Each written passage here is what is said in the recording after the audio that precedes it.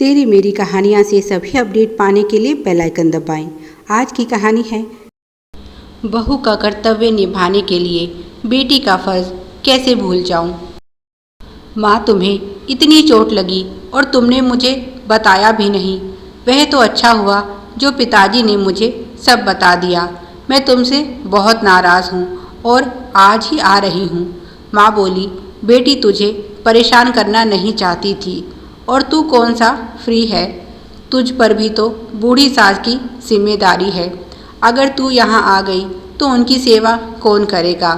वैसे भी यहाँ तेरी भाभी है तो सही, सब संभाल लेगी। निधि बोली, माँ झूठ मत बोलो। क्या मैं भाभी को जानती नहीं? वह तुम्हारी कितनी सेवा करती है, सब पता है मुझे। जब से तुम्हें चोट लगी है मायके जाकर बैठ गई है। वहाँ पिताजी और भैया अकेले परेशान हो रहे हैं, कच्चा पक्का बनाकर खा रहे हैं और तुम्हारी कैसी हालत है अच्छे से जानती हूँ। कहते कहते निधि की आंखें बरस पड़ी। उसे अपनी भाभी पर बहुत गुस्सा आ रहा था, पर क्या फ़ायदा, वह तो ऐसी ही है। माँ ने कितनी कोशिश की उसे अपनी बेटी बनाने की, पर हर बार माँ असफल हुई। वह तो ठीक से बहू भी नहीं बन पाई। पता नहीं कौन से जन्म की दुश्मनी निकाल रही है माँ से। शादी के 2 साल बाद ही माँ बाप से अलग होकर रहने लगी। बूढ़े माँ बाप ने सब्र कर लिया। चलो हमारी ना सही, कम से कम हमारे बेटे की तो सही से देखभाल कर रही है बहू। भैया माता पिता से दूर रहकर खुश नहीं थे, पर पत्नी जब घर में रोज कलेश करती और माता पिता का अपमान करती तो मजबूरी में यही एक रास्ता बचा था। भैया तो उन्हें तलाक देना चाहते थे, पर माँ समझाया, बेटा अभी बाल बुद्धि है, धीरे धीरे सुधर जाएगी। ऐसी छोटी छोटी बातों पर रिश्ते नहीं तोड़े जाते। वैसे भी अभी हम दोनों पूरी तरह तंदुरुस्त हैं और अपना काम करने में समर्थ हैं। जब हाथ पैरों में कुछ करने की क्षमता नहीं रहेगी तो किसी नौकर का इंतज़ाम कर लेंगे और हो सकता है तब तक बहू को शायद सद्बुद्धि भी आ जाए। अभी वह माँ के इशारों पर चल रही है। कल को जब अपने भाई की शादी होगी तो सब समझ में आ जाएगा। इधर उनकी बेटी निधि बिल्कुल उनके जैसी थी। निधि की ससुराल में पति गगन और सास कौशल्या देवी थी, जिनकी आंखों की रोशनी जा चुकी थी और वह पूरी तरह से बहू पर निर्भर थी। निधि उनकी बहुत सेवा करती और इसी वजह से वह उन्हें छोड़कर मायके भी नहीं आ पाती थी। माँ उसकी यह विवशता समझती थी, इसीलिए निधि अक्सर सुबह मिलने आती तो शाम तक लौट जाती। माँ बोली, देख बेटी, समझती हूँ तुझे मेरी चिंता है, पर तू केवल अब मेरी बेटी नहीं, उस घर की बहू भी है और वहाँ के भी कर्तव्य तुझे निभाने हैं। मैं तुझे गलत शिक्षा नहीं दूंगी। यहाँ की चिंता छोड़कर अपना घर संभाल। निधि बोली, माँ मैंने कब कहा कि मैं अपना कर्तव्य नहीं निभाऊंगी। मैं यहाँ का सारा काम करके सुबह तुम्हारे पास आ जाऊंगी और शाम तक लौट जाऊंगी। माँ बोली, अगर तू कहीं पास रहती तब शायद मैं तेरा यह सुझाव मान लेती, पर अब 2 घंटे का लंबा सफ़र तय करके तू सुबह यहाँ आएगी और फिर 2 घंटे का लंबा सफ़र तय करके फिर वापस जाएगी। ऐसे तो तेरी खुद की तबीयत खराब हो जाएगी। ना तो तू उस घर को संभाल पाएगी और ना ही मुझे। नहीं, तुझे आने की कोई ज़रूरत नहीं है। निधि बोली, पर माँ बहू का कर्तव्य निभाने के लिए मैं बेटी का फ़र्ज़ कैसे भूल सकती हूँ। माँ बोली, तू सुबह शाम बस मेरा हाल चाल पूछ लेना, यही बहुत है मेरे लिए। और ऐसे कब तक तू अपना घर छोड़कर यहाँ रहेगी। आगे बुढ़ापा आ रहा है, यह सब समस्याएं तो चलती रहेंगी। चिंता मत कर, सब सही होगा। निधि की सास जो यह सारी बातें सुन रही थी बोली, बहू तुम चिंता मत करो, जाकर अपनी माँ को संभालो। इस समय उसे तुम्हारी ज़्यादा ज़रूरत है। जब तुम नहीं आई थी तब भी तो मैं यह घर संभालती थी, अब भी संभाल लूँगी। तुम जाओ और अपनी माँ से कहना कि मैंने तुम्हें भेजा है। निधि परेशान हो गई। इस तरह से सास को अकेला छोड़कर नहीं जाना चाहती थी। कैसे वह घर संभालेंगी?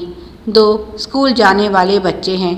समय पर गगन को नाश्ता और लंच पैक करके देना, घर की साफ सफाई।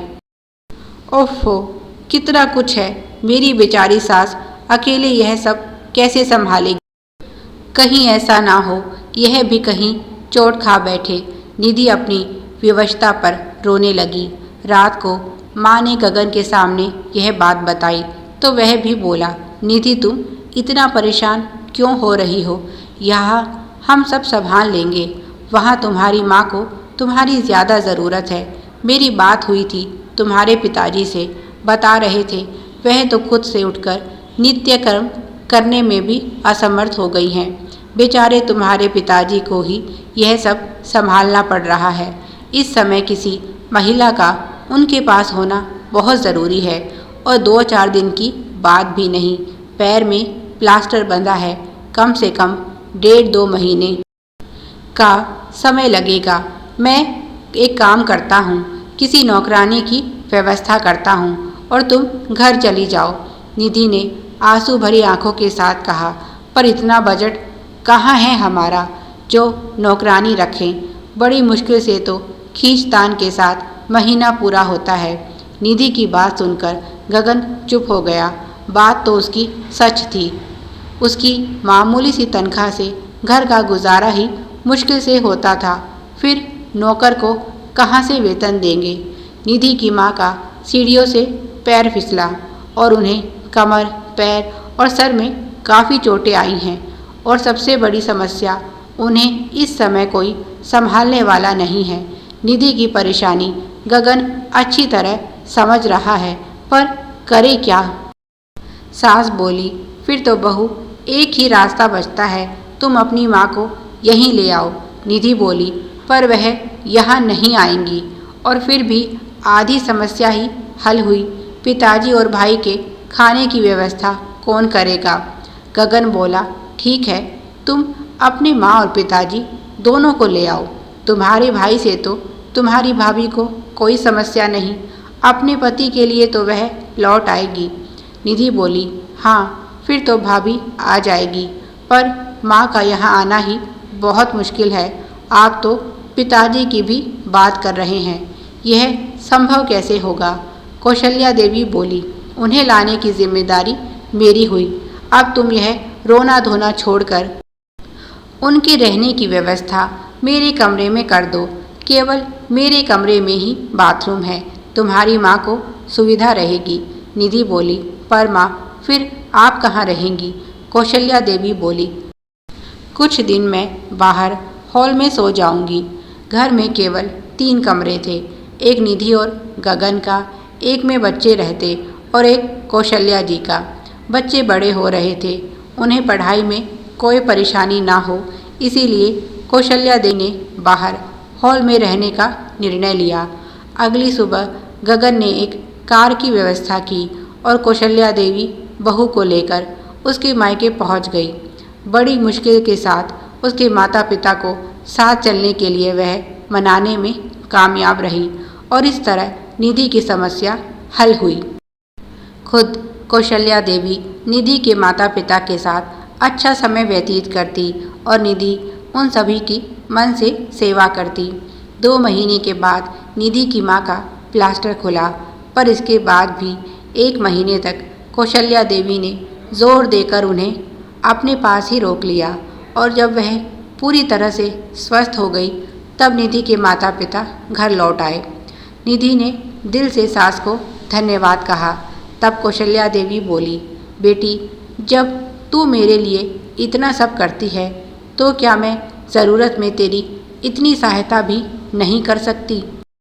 वैसे भी किया तो सब तूने ही है, मेरे कारण तू मायके नहीं जा पाती थी, पर अब तुझे अपने माता पिता से मिलने के लिए कहीं नहीं जाना होगा। मैंने उन्हें समझा दिया है, जब समय बदल गया है तो हमें भी बदल जाना चाहिए। अब से वह हर साल गर्मियों की छुट्टियों में यहाँ ज़रूर आएंगे और नहीं आएंगे तो मैं उन्हें ज़बरदस्ती ले आऊँगी। एक बेटी का दिल दुखाकर आप उससे अच्छी बहू होने की आशा कैसे रख सकते हैं?